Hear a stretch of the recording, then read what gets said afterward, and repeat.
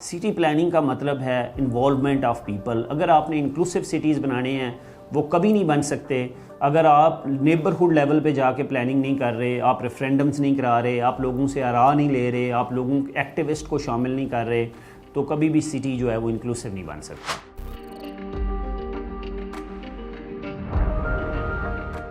Inclusive planning की जब बात करते हैं तो इसका मतलब ये है कि सिटीज़ में जितने भी लोग रह रहे हैं किसी भी शहर में, वो सब के लिए सोचा जाए, उन सब के लिए जो है वो मौके पैदा किए जाएं और शहर में किसी एक ख़ास तबका, किसी एक ख़ास जेंडर, किसी एक ख़ास जो है वो मज़हब, किसी एक ख़ास जो है वो डेमोग्राफी और एज ग्रुप, किसी ख़ास इनकम ग्रुप के ऊपर जो है वो फोकस करने की बजाय जो सिटी के पॉलिसी मेकर्स हैं वो शहर में रहने वाले सब के बारे में सोचें और उन सब के लिए प्लानिंग करें। पाकिस्तान में, दुनिया में जो है वो लोकल गवर्नमेंट्स का सिस्टम मौजूद है, तो जनरली जो है वो बहुत सारा काम जो है वो सिटीज़ की इलेक्टेड गवर्नमेंट्स होती हैं, मेयर्स होते हैं जो करते हैं।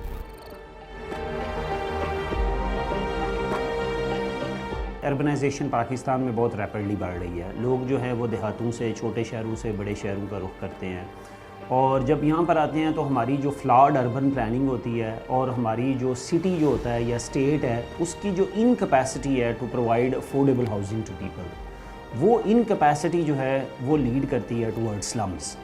और उसकी रीज़न ये होती है कि आप घरों के जो है वो आपके रेंट्स, घरों की जो है वो प्राइसेस वो इतनी ज़्यादा होती हैं कि कोई गरीब आदमी अफोर्ड नहीं कर सकता और उस वजह से इनफॉर्मल सेटलमेंट्स इमर्ज होती हैं। पाकिस्तान में आज भी आपको अगर पता चल रहा है हाउसिंग सोसाइटीज़ बन रही हैं, बड़ी बड़ी गवर्नमेंट बना रही है, एलीट हाउसिंग, ये सारी के सारी 5-7% हाउसिंग की नीड्स को पूरी करती हैं। बाकी जो सारे लोग हैं वो इनफॉर्मल सेटलमेंट्स में रह रहे हैं। कुछ इनफॉर्मल सेटलमेंट्स रिलेटिवली वहाँ पर जो है वो ज़रा फैसिलिटीज़ बेहतर हैं, कुछ नहीं बेहतर हैं। प्लॉट जोनिंग होना जिसमें वर्टिकल ग्रोथ नहीं हो पाती, वही एक कनाल की जो है वो ज़मीन है जिसके ऊपर एक फैमिली बैठी हुई है और अगर उसी एक कनाल के ऊपर आप जो है वो 10 मंजिला बनाएं, हर मंजिल के अंदर 4 अपार्टमेंट्स हों तो 40 फैमिली उसमें आ सकती हैं। तो अफोर्डेबिलिटी के लिए you have to go vertical. तो पाकिस्तान में वो जाने नहीं दिया जाता, तो लोगों के पास और कोई चारा नहीं रह जाता कि वो सस्ता, ये जो स्लम्स हैं ये ऐसे नहीं बने हुए, इन्होंने भी पैसे दिए हुए हैं किसी ना किसी को।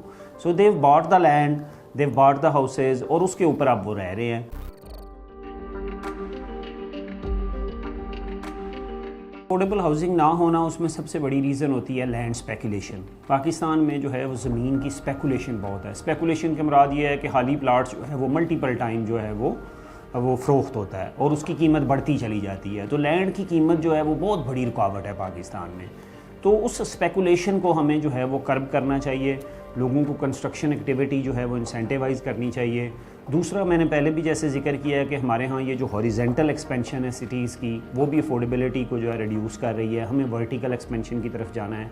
फिर कुछ डेलिब्रेट एफर्ट्स होती हैं कि जैसे प्राइवेट बिल्डर्स होते हैं, अगर वो हाउसिंग बना रहे हैं, चाहे वर्टिकल बना रहे हैं, चाहे वो हाउसिंग सोसाइटीज़ बना रही हैं, तो गवर्नमेंट के रेगुलेशंस उनको बाउंड करते हैं कि आप सर्टेन पोर्शन ऑफ जो आपकी हाउसेज़ हैं वो अफोर्डेबल लिविंग वाले होंगे। सो डज़ नॉट मीन कि अफोर्डेबल हाउसिंग को आप शहर से बाहर निकाल के एक कॉन्सेंट्रेटेड सी जगह पे आप उनको एग्लोमरेशन उनकी बना दें और आप कहेंगे ये वाला मोहल्ला जो है ये सारे गरीबों का है।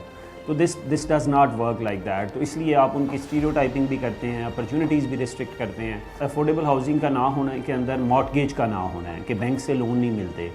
और सबसे लास्ट बात मैं जो आपको बताऊंगा, लोगों के पास स्टेबल डिसेंट जॉब्स नहीं है शहरों में। तो हमने शहरों के अंदर जॉब्स क्रिएट करने की कोशिश नहीं की। अगर स्टेबल और डिसेंट जॉब्स होंगी तो they can pay their mortgage और they can own their own houses. Urbanisation का तेज़ी से बढ़ना इज़ एन अपॉर्चुनिटी। चैलेंज है हमारी अर्बन मैनेजमेंट। सो इस वक्त पाकिस्तान के अंदर, सिटीज़ के अंदर अर्बन इकॉनमी, एंटरप्रेन्योरशिप, इसके ऊपर बिल्कुल कोई फोकस नहीं है। सारे का सारा फोकस जो है वो शहरों के अंदर इस बात पर है कि हमने सड़कें चौड़ी कैसे करनी है, हमने अंडरपास कहाँ बनाना है, हमने फ्लाईओवर्स कहाँ बनाना है, हमने जो है वो पब्लिक ट्रांसपोर्ट कैसे देनी है, वॉकेबिलिटी कैसे बनानी है, मिक्स यूज़ डेंसिटी कैसे करनी है, इस पे सोच नहीं है। तो पहली तो बात ये है, मैं सबको कह रहा हूँ कि हर सिटीज़ के अंदर एक इकोनॉमिक डेवलपमेंट ऑफिस होना चाहिए और उसका कोर फोकस सिटीज़ के अंदर जॉब्स क्रिएशन है और जॉब्स की इम्प्रूवमेंट्स है। सबसे नंबर 1 होता है कि उसकी जोनिंग और प्लानिंग। शहरों के अंदर कमर्शियल स्पेस को बढ़ाना, तो जो मैं रिकमेंड करता हूँ वो 10 से 15% जो है वो शहरों के अंदर कमर्शियल स्पेस होनी चाहिए, उससे रेंट्स नीचे आएंगे। सबसे इम्पॉर्टेंट बात। दूसरा ये है कि अभी पाकिस्तान में शहरों के अंदर जो है टेक्नोलॉजी स्टार्टअप्स बढ़ रहे हैं। तो गवर्नमेंट्स को चाहिए कि अपनी लैंड के ऊपर को वर्किंग स्पेसेस बनाएं, डिजिटल स्पेसेस क्रिएट करें। This is second thing. The third thing for jobs creation जो है वो शहरों के अंदर जो इंडस्ट्री है, जिस किस्म का काम है, उस किस्म की ट्रेनिंग और स्किल डेवलपमेंट होनी चाहिए। चौथी बात जो है वो जो सबसे इंपॉर्टेंट है एंटरप्रेन्योरशिप के लिए, वो हमारे शहरों के अंदर जो है वो गवर्नमेंट्स की डेलिब्रेट एफर्ट हैं कि हमारी जो यूनिवर्सिटीज़ हैं और हमारे रिसर्च सेंटर्स जो हैं वो कैसे साइंस और टेक्नोलॉजी पे काम करें जिसके स्पिल ओवर से जॉब क्रिएशन हो। और पब्लिक ट्रांसपोर्ट, पांचवी चीज़ जो है वो बहुत इंपॉर्टेंट है कि पब्लिक ट्रांसपोर्ट से मोबिलिटी बढ़ती है, लोग एक जगह से दूसरी जगह जाना आसान हो जाता है। जब आप पब्लिक ट्रांसपोर्ट बढ़ाएंगे, ख़वातीन भी फ़ायदा लेंगी। तो जॉब्स के लिए इट इज़ वेरी इंपॉर्टेंट कि ख़वातीन के लिए आप सेफ़ पब्लिक स्पेसेस बनाएं।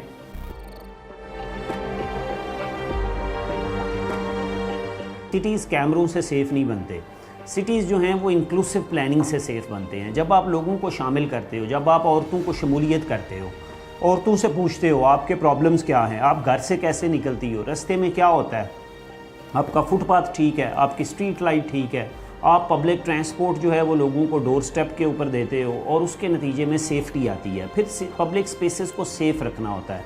सेफ़ रखने के लिए देयर इज़ दिस कॉन्सेप्ट जो 1960s में एक खातून थी न्यूयॉर्क में जिन्होंने कॉन्सेप्ट दिया, उनका नाम है जेन जैकब्स। तो जेन जैकब्स ने कहा कि eye on the street make cities safer. Eye on the street का क्या मतलब है? जहाँ डेंसिटी होगी, जहाँ पर लोग ज़्यादा होंगे, वहाँ ख़वातीन हर कोई सेफ़र फील करेगा। जहाँ डिज़र्टेड प्लेसेस होंगी, आपकी जोनिंग में रेजिडेंशियल और कमर्शियल सेपरेट होंगी। आप ब्लू एरिया इस्लामाबाद चले जाएँ रात 8-9 बजे के बाद, आप देखेंगे वहाँ कोई भी नहीं होगा। क्यों कोई नहीं होता? Because that space is inclusively commercial. वो 8-9 बजे दुकानें बंद हो जाती हैं। अगर उस ब्लू एरिया के अंदर अपार्टमेंट्स भी हों बहुत सारे, तो उसमें क्या होगा, लोग आ रहे होंगे, जा रहे होंगे, वहाँ ग्रॉसरी स्टोर भी खुले हुए होंगे, वहाँ कैफ़े शॉप भी खुली हुई होंगी, तो वो जगह सेफ़र बन जाएगी।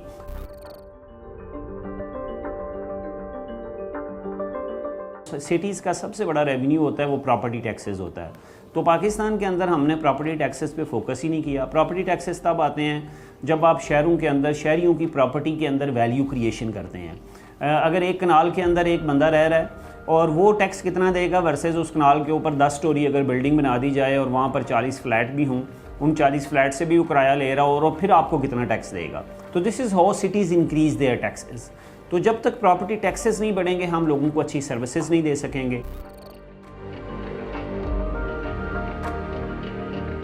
इसी तरह पब्लिक हेल्थ और अर्बन प्लानिंग का बहुत जो है वो संगम है और अभी WHO ने गाइडलाइंस भी इशू की हैं कि आप अर्बन प्लानिंग को कैसे इंश्योर करें जिससे पब्लिक हेल्थ जो है वो बेहतर हो जाए।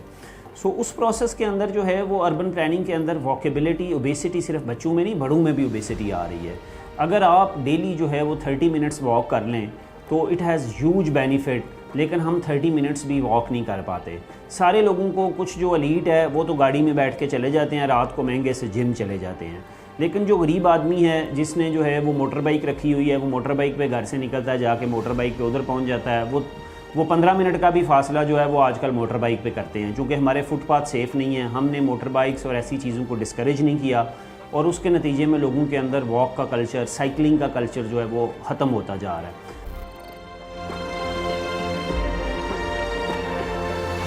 हमने ये प्रोविज़न नहीं रखी स्कूल्स के लिए, सिनेमाज़ के लिए, कम्युनिटी सेंटर्स के लिए, पब्लिक लाइब्रेरीज़ के लिए। हमने प्रोविज़न रखी सिर्फ शहरों के अंदर घर बनाने के लिए और एक मार्केट बनाने के लिए। और ये जो सोशल और कल्चरल आस्पेक्ट है ना, वो हमने शहरों में, इस्लामाबाद के अंदर भी नहीं सोचा हम। स्टिल आई वुड से कि ये हमारी प्रायोरिटीज़ का मसला है कि हमारी प्रायोरिटी क्या है।